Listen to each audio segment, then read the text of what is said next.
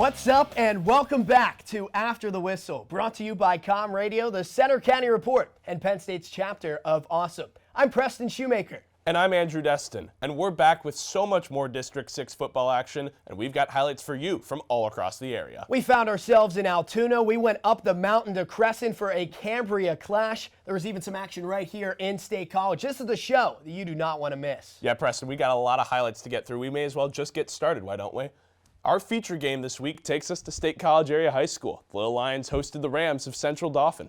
The Little Lions were without starting quarterback Finn Furmanek and other key players for their homecoming game. Casey Hertzberg took the crown as homecoming queen while being escorted by wide receiver Brandon Price.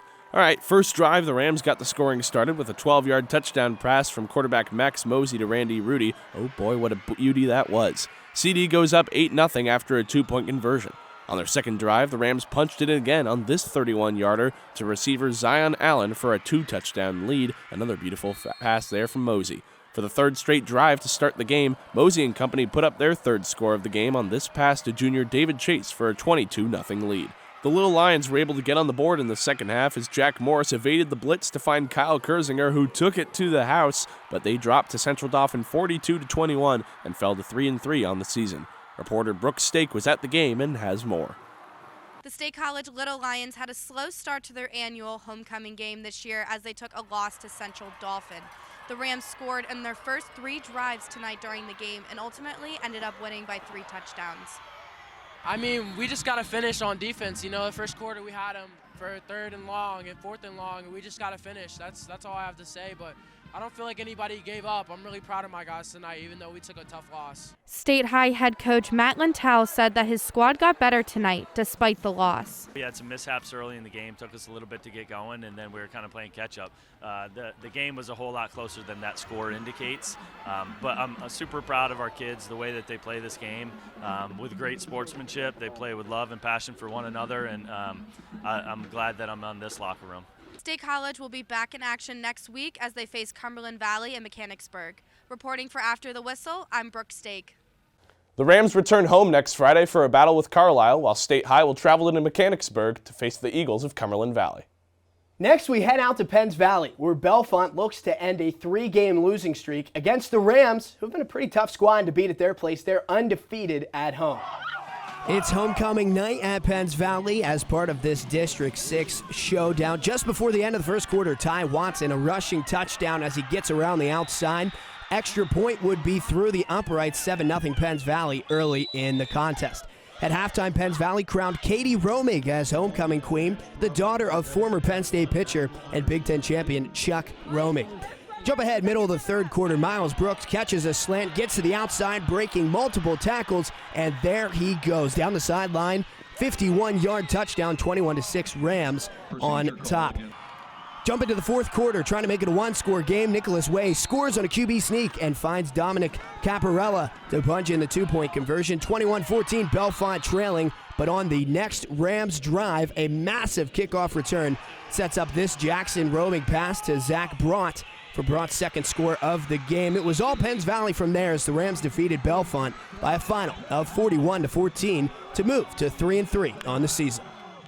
Bald Eagle is in search of its 4th win in a row, and it traveled south on 99 in order to face host Tyrone. Tyrone's Jada Parker won the coveted homecoming queen before the Battle of the Birds on Friday night. Tyrone was off to a fast start as Ross Gamp recovered a fumble on the first play of the game for the Golden Eagles. The very next play, Tyrone's Keegan Gwynn passed to Corey Beck for a 21-yard passing touchdown, making the Golden Eagles lead 7-0. Late in the first quarter, Gavin Eckley of Bald Eagle intercepted a pass and took it 66 yards to the house, pick 6, to knot up the score at 7 apiece. Partway through the third quarter, Tyrone earned a key defensive stop with a safety with the Bald Eagles' backs against the wall as they regained the lead 9-7. In the last minute of the third quarter, Garrett Burns had a 24-yard rush all the way down to the 1-yard line. Burns then took a direct snap on the first play of the fourth quarter and pushed into the end zone, leading to another direct snap for a successful 2-point conversion to give the Eagles a 15-9 lead over the Golden Eagles. Bald Eagle would hang on to win by that same score as it hung tight at 15-9, and they improved to 5-1 while the Golden Eagles fell to 2-4. Bald Eagle will take on Phillipsburg Osceola next week, and Tyrone will face Penns Valley. Harrisburg visited an Altoona team that started the year 3-0, but it's lost each of its last 2 games. The Mountain Lions look to get back on the winning track at home tonight. A rowdy student section showed up to support the Mountain Lions on homecoming night. Brooke Harrington crowned the queen before this contest. Altoona kept it close in the first half, holding Harrisburg to 1 touchdown from Kyle Williams Jr. Then it was Betwee on the defense, a 29-yard loss, followed up this interception in the red zone, keeping Harrisburg limited to just the first score. Third quarter, however, Harrisburg ran away with the game. 3 more touchdowns from Williams Jr. and Mekhi Hopkins as the offense dominated Altoona's defense.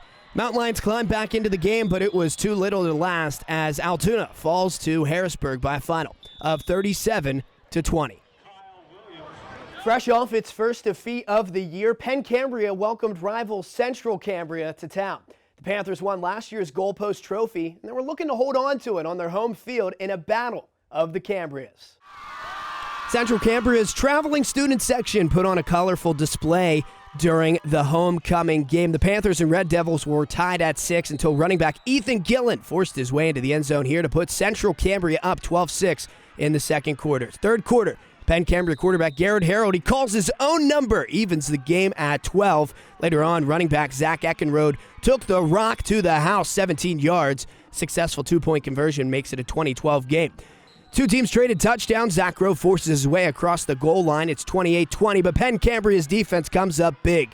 In the fourth quarter, Grove intercepts the quarterback Ian Little.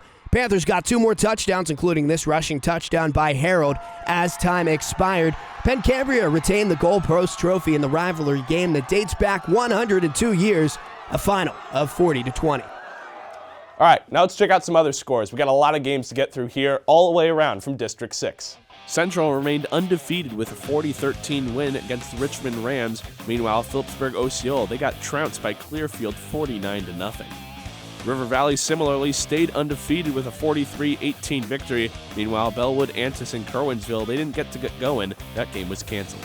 Cambria Heights was able to top Marion Center, doubling up their score 36-18, while the Bedford Bison, they topped the Forest Hills Rangers by 34, 55-21. A couple of afternoon games coming up Saturday. Bishop Guilfoyle will travel to Westmont Hilltop, and Huntington will travel to Sayre for 1 p.m. and 2 p.m. starts. The cliche in football is that it's a game of inches, but to lose by 1 point, 1 inch, makes Penn State's loss to Indiana last year a fitting narrative.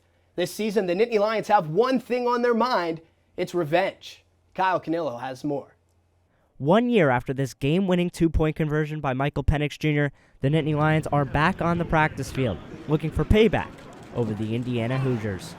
After beating Villanova last weekend, the Lions look to tune up and prepare for Big Ten play down the stretch. Just 80 of Penn State's 509 yards were on the ground against Villanova. Coach James Franklin emphasized the run game in this week's practice.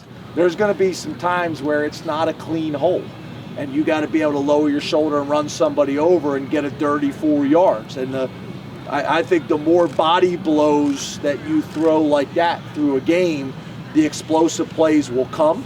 Penn State's 4-0 start with impressive wins over Wisconsin and Auburn have propelled them to be ranked number 4 in this week's Associated Press Top 25. Despite the national attention, Franklin believes his guys still have more to give. Have to be a little bit more physical. I think we got to play with a little bit more of an edge. I think we got to play to the echo of the whistle. Need a little added energy? It'll be the second time in just 3 weeks that Beaver Stadium will be under the lights. Kickoff is set for 7:30 on Saturday, and you can listen to the game on Penn State's Com Radio. Well, that's all for today's show. I'm Andrew Destin. And I'm Preston Shoemaker. We'll be back here on the air next Friday with more District 6 high school football coverage right here After the whistle.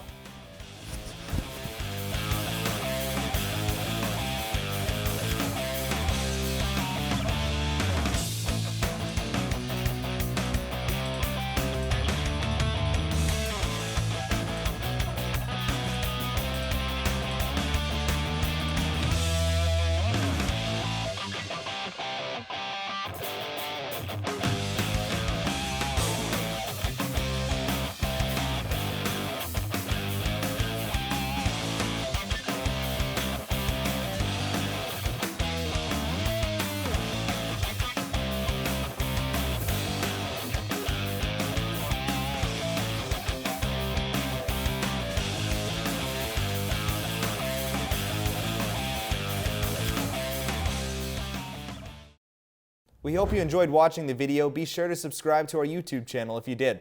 For the rest of our newscasts and featured stories, click here. And for sports, click here. Have a great day, and thanks for watching.